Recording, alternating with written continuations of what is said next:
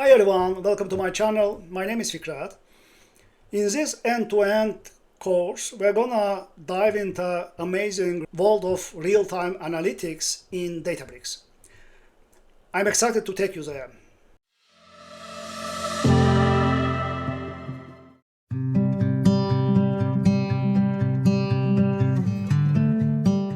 Let's now talk about trigger options. So far we have created basic streaming pipeline and we didn't specify any triggering or streaming frequency options. By default, if you don't specify anything, Spark will process new micro batch as soon as it's done with the previous one. So let's talk about other available options. So fixed interval allows you to specify frequency of your micro batches. Using this option, you can specify micro batch frequency in hours, minutes, or seconds. So here's the example. Another useful option is available now. It allows you to process all the available input data and shut down the streaming. So this option is useful if your data is not continuous and you want to run your streaming on demand basis. So here's the syntax for using this option. So this also could be a great option if you want to implement your batching pipeline in a streaming fashion, as I mentioned earlier. Another available option is continuous option.